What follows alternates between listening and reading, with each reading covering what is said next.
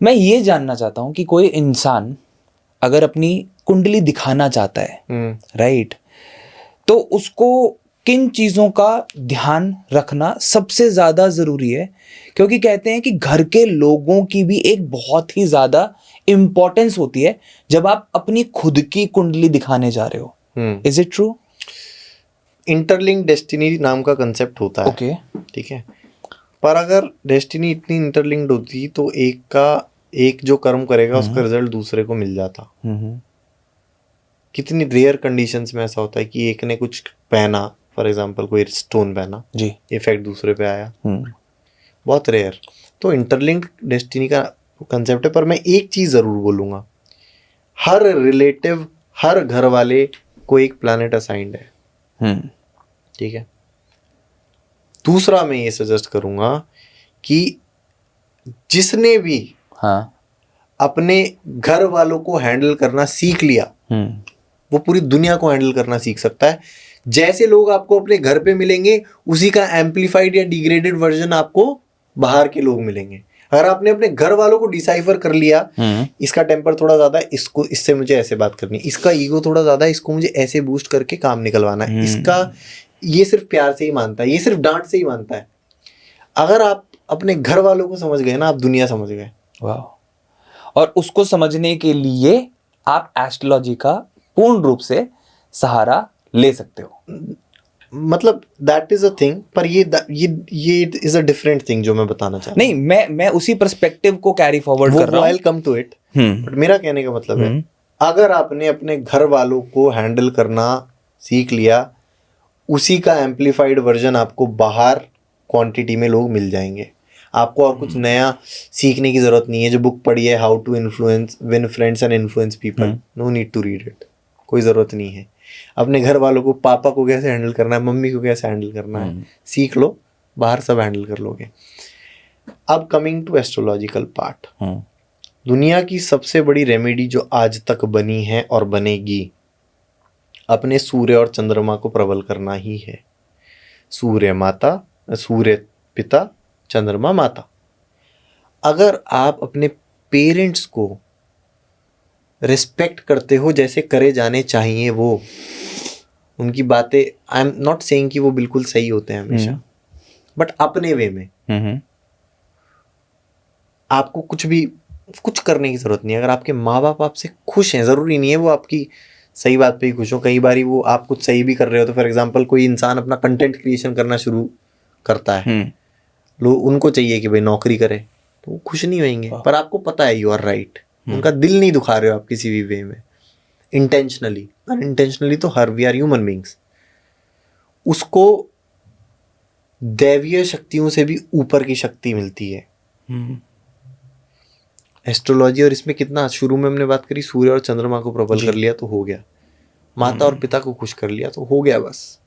वाह। जब लोग फैमिली में रहते थे टुगेदर, न्यूक्लियर फैमिलीज नहीं होती थी, तब अगर किसी एक इंसान का प्लेनेट खराब है, दूसरे का सही है ना, तो वो जो इल इफेक्ट्स होते थे वो न्यूट्रलाइज हो जाते थे। जब तक न्यूक्लियर फैमिलीज नहीं थी, बड़ी फैमिलीज थी, द अमाउंट ऑफ पेन जिसमें वो जाते थे वो अभी से कंपैरिजन में कम था, क्योंकि एक की कुंडली दूसरे की कुंडली को इम्पैक्ट करके उसका इफेक्ट रिड्यूस कर जाती थी। तो ये इफेक्ट पड़ता है प्लैनेटरी पोजीशंस का। इसीलिए जो इंसान समाज में रहते, जो इंसान बड़ी फैमिलीज में रहते हैं, they are of different type. उनको बाहर के लोगों को तो वो यूं ऐसे हैंडल कर लें। Nuclear families on the other hand impatient होते हैं। मेरे दादाजी कहते हैं कि जो पेशेंस खो देगा ना, वो पेशेंट हो जाएगा।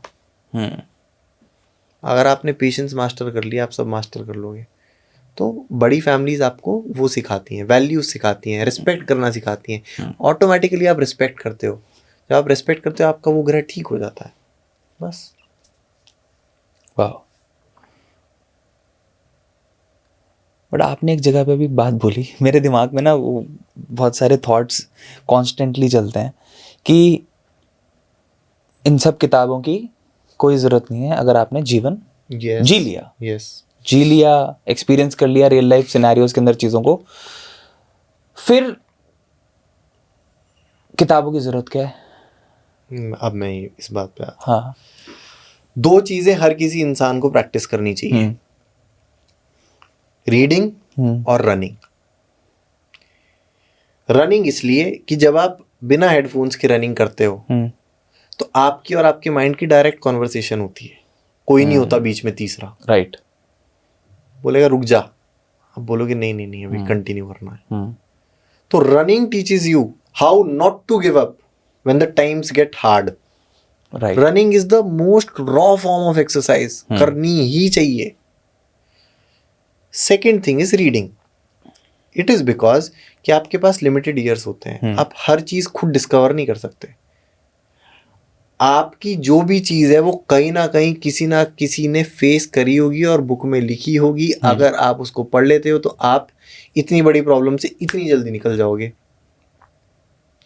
आप अकेले नहीं हो जिसके साथ ये प्रॉब्लम्स हुई, कब से सृष्टि चली आ रही है, कितने लोगों ने वो प्रॉब्लम्स फेस करी होगी। आप पढ़ते हो तो इट इंक्रीजेज योर विजडम।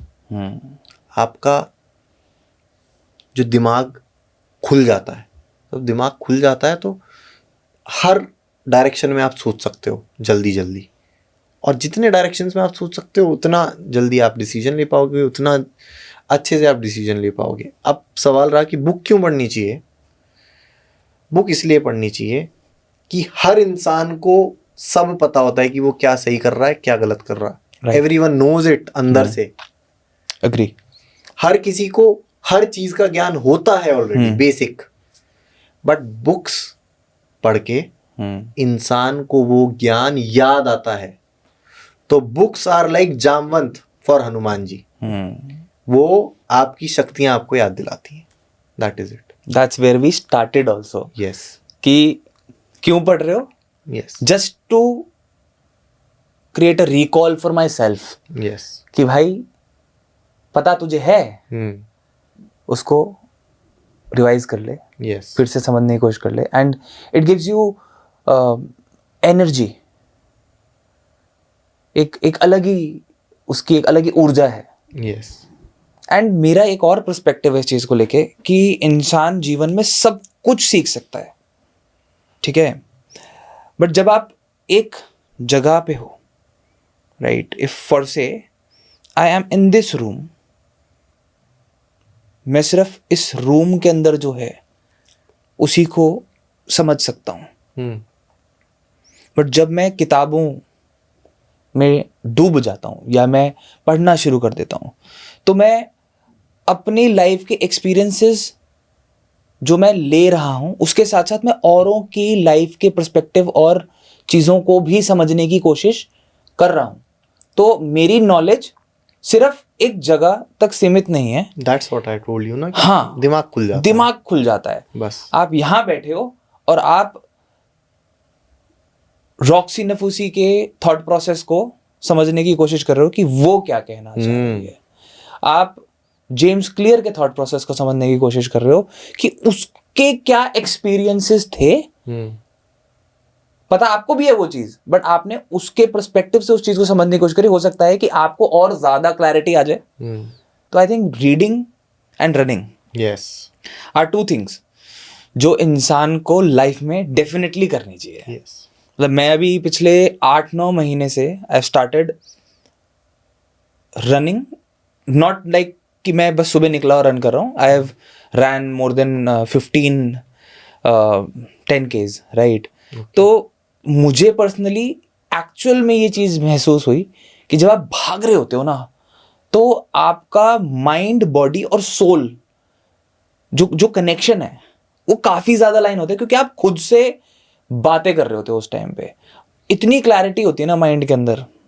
मुझे नहीं लगता कि रनिंग के अलावा उतनी क्लैरिटी इंसान को किसी और running is for sure meditation. आप किसी भी फौजी से पूछो, आर्मी ब्रैट्स कैन रिलेट, सब लोग रिलेट कर पाएंगे। कोई भी बीमारी है, कुछ भी है, पानी पी भाई, रनिंग कर। पानी खूब पी, रनिंग। सर दर्द हो रहा है, पानी पी, रनिंग कर। फीवर हो रहा है, पानी पी ले, रनिंग कर ले। जुकाम हो रहा है, पानी पी, रनिंग कर। True. True, as a dietitian हम भी सबको यही बोलते हैं।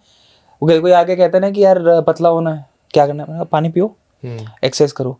एक्सरसाइज नहीं होती, भागना शुरू कर दो, कुछ मत करो, भागो, भागते जाओ। रोज सुबह उठो, 2 किलोमीटर भाग के आओ। आज 2 भागोगे, कल 3 भागोगे, फिर 5 भागोगे, फिर 10 भागोगे, because that keeps your body moving, right? And you keep yourself, and if you keep yourself moving, I think nobody can stop you. Yes. कोई रोक ही नहीं सकता आपको। रुका हुआ पानी सड़ जाता है, चलता पानी फ्रेश रहता है, बस यही है।